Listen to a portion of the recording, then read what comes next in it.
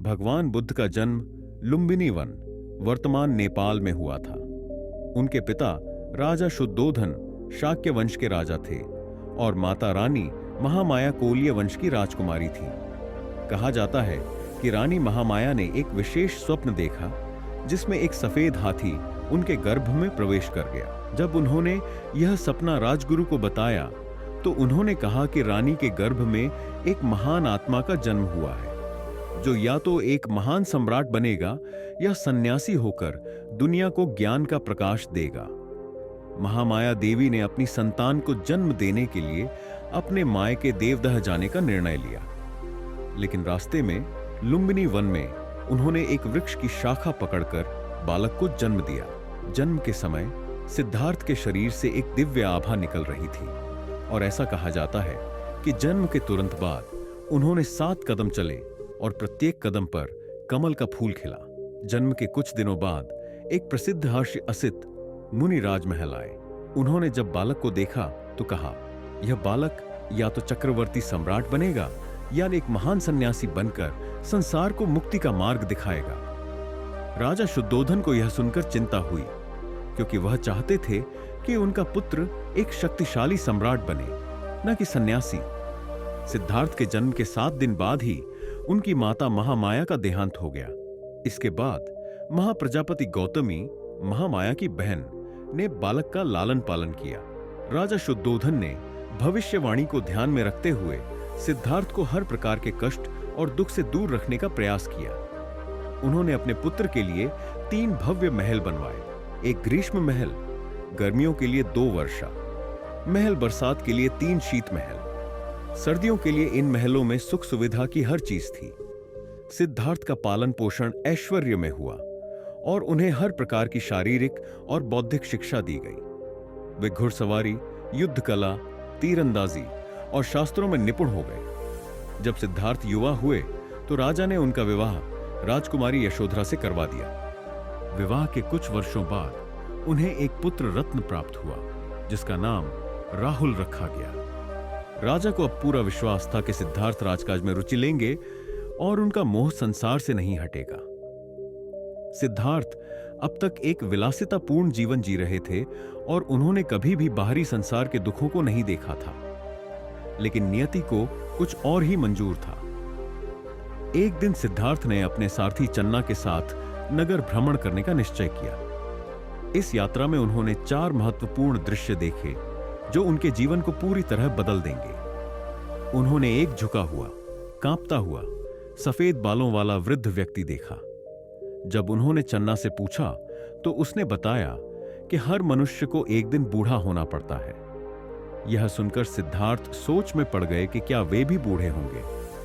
उन्होंने एक व्यक्ति को देखा जो बीमारी से पीड़ित था और पीड़ा से तड़प रहा था। चन्ना ने बताया कि हर मनुष्य को कभी न कभी रोग घेरता है। सिद्धार्थ ने सोचा, क्या मेरा शरीर भी बीमार हो सकता है?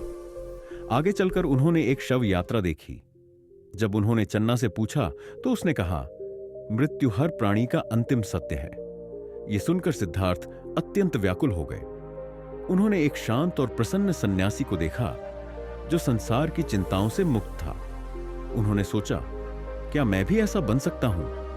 ये 4 दृश्य उनके मन में गहरे बैठ गए। उन्हें एहसास हुआ कि युवा, स्वास्थ्य और जीवन सभी नश्वर हैं। हर व्यक्ति को बुढ़ापा, बीमारी और मृत्यु का सामना करना पड़ता है। अब सिद्धार्थ का मन सांसारिक सुखों से हट चुका था। उन्होंने निश्चय किया कि जब तक जीवन के दुखों का हल नहीं मिलेगा, वे सुख संपत्ति का त्याग कर देंगे। एक रात जब पूरा महल गहरी नींद में था, सिद्धार्थ अपने पुत्र राहुल और पत्नी यशोधरा को छोड़कर निकल पड़े। उन्होंने अपने राजसी वस्त्र त्याग दिए और सारथी चन्ना और घोड़े कंथक के साथ गंगा पार कर एक जंगल में प्रवेश कर गए। महलों को छोड़ने के बाद सिद्धार्थ ने राजगृह वर्तमान बिहार की ओर प्रस्थान किया। वहां के लोग उनकी तेजस्विता और सौम्यता देखकर मंत्रमुग्ध हो गए। राजा बिंबसार ने उनसे राजमहल में लौटने की प्रार्थना की, लेकिन सिद्धार्थ ने कहा कि वे सत्य की खोज में निकले हैं। इसके बाद सिद्धार्थ ने उस समय के 2 महान गुरुओं के पास शिक्षा ली।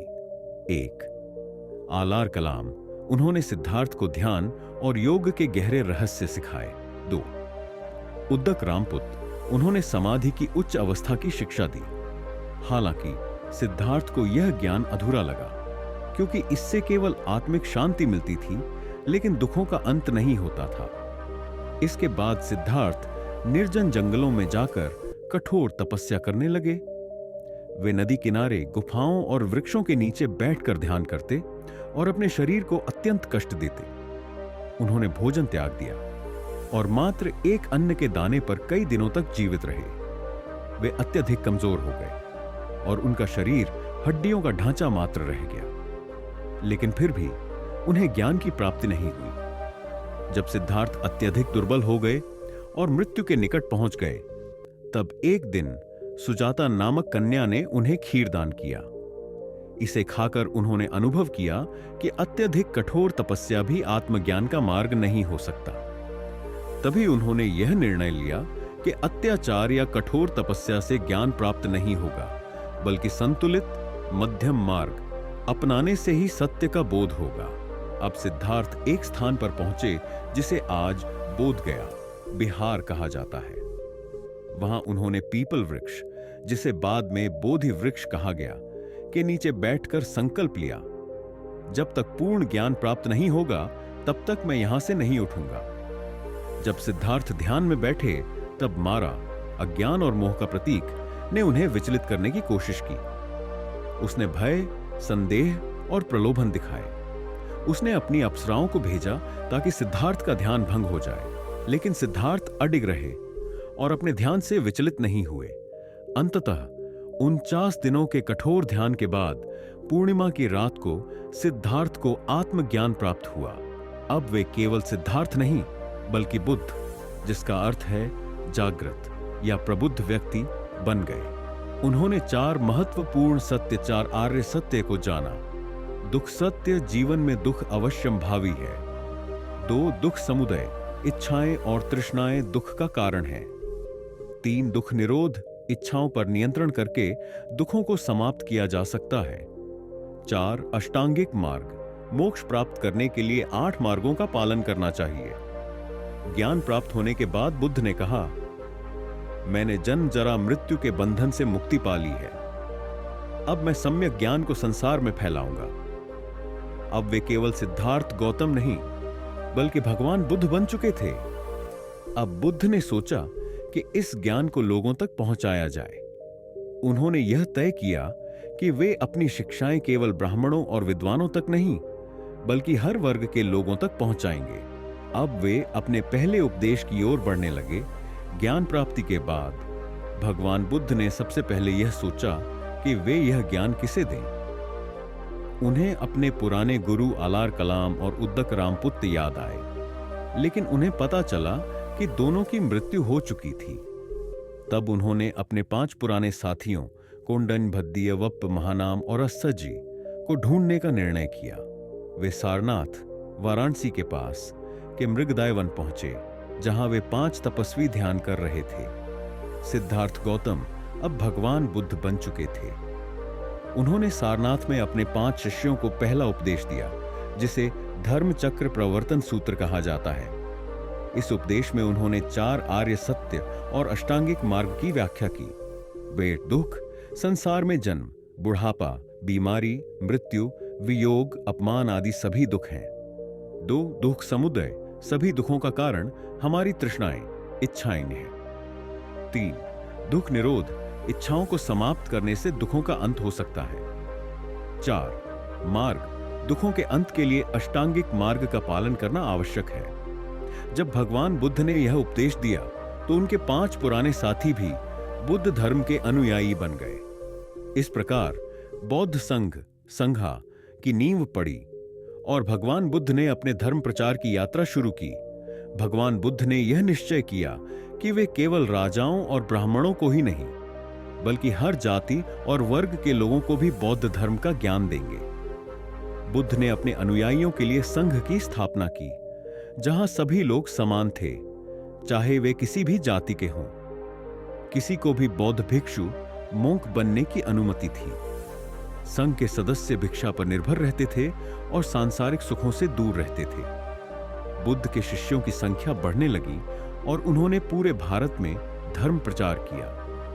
भगवान बुद्ध राजगृह मगध पहुंचे, जहां राजा बिम्बसार ने उनका स्वागत किया। राजा बिम्बसार ने बुद्ध की शिक्षाओं को सुना और उनसे प्रभावित होकर बौद्ध धर्म को अपनाया। एक दिन भगवान बुद्ध को एक खूंखार डाकू अंगुलीमाल के बारे में पता चला, जो 999 लोगों की उंगलियां काट चुका था और अब 1000वीं उंगली की तलाश में था। बुद्ध उसके पास गए और प्रेम पूर्वक उसे समझाया। अंगुलीमाल ने हत्या का मार्ग छोड़ दिया और बौद्ध संघ में शामिल हो गया। भगवान बुद्ध के उपदेशों ने जातिवाद, अंधविश्वास और हिंसा के विरोध में एक क्रांति शुरू की। उन्होंने बलि प्रथा, यज्ञ और ब्राह्मणवाद का विरोध किया। उन्होंने सभी के लिए समानता और अहिंसा का संदेश दिया। भगवान बुद्ध लगभग 45 वर्षों तक पूरे भारत में भ्रमण करके अपने उपदेश देते रहे। उनके अनुयायियों की संख्या लगातार बढ़ती गई और बौद्ध धर्म धीरे धीरे पूरे देश में फैलने लगा। समाज में जात पात के भेदभाव को खत्म करने की कोशिश की, हिंसा और बलि प्रथाओं का विरोध किया, एक सरल और नैतिक जीवन जीने का मार्ग दिखाया। भगवान बुद्ध को अब यह अनुभव होने लगा था कि उनका शरीर धीरे धीरे कमजोर हो रहा है। उन्होंने अपने शिष्य आनंद से कहा, अब मेरा अंतिम समय निकट है। मैं कुशीनगर, वर्तमान उत्तर प्रदेश जाऊंगा और वहीं महापरिनिर्वाण को प्राप्त करूंगा। इसलिए वे कुशीनगर की ओर चल पड़े। रास्ते में वे पावानगर, वर्तमान बिहार में ठहरे। वहां उन्हें चुंड नामक व्यक्ति ने भोजन कराया।